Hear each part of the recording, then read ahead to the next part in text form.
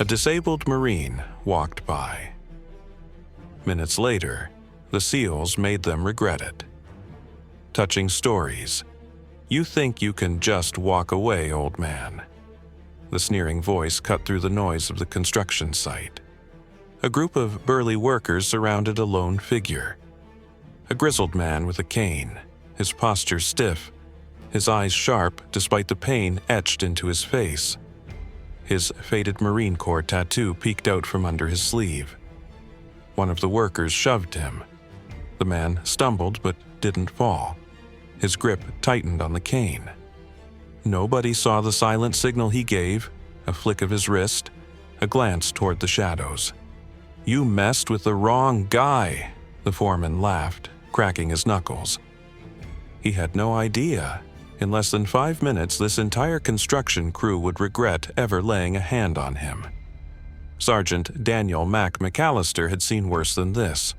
2 tours in Afghanistan, an IED that cost him his leg, and a medical discharge hadn't broken him. But civilian life, that was its own war. He worked security now, patrolling this construction site, keeping his head down. Most days, he just wanted to get through his shift without the phantom pain flaring up. But today, they'd crossed a line.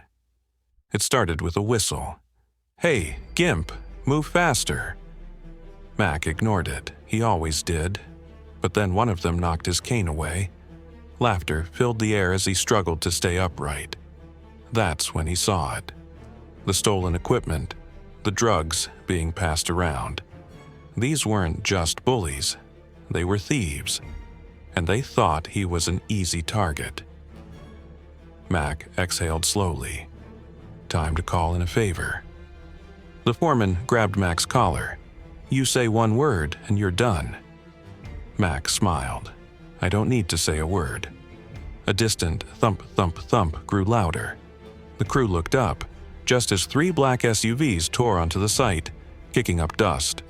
Doors flew open, boots hit the ground, and 6 heavily armed Navy SEALs stepped out. The foreman's smirk vanished. Mack straightened, his voice a low growl. "Meet my brothers." The SEALs moved like shadows. No shouting, no hesitation. Within seconds, the crew was on their knees, hands behind their heads. One of the SEALs, a towering man with a scar down his cheek, clapped Mack on the shoulder. "You good, Gunny?" Mack nodded. Better now. But then, gunfire. One of the crew had pulled a pistol. Mack lunged, tackling the shooter just as the SEALs returned fire. Pain exploded through his bad leg, but he held on. For the first time in years, he felt it again. The rush, the purpose. Silence. The shooter was disarmed. The crew was zip-tied.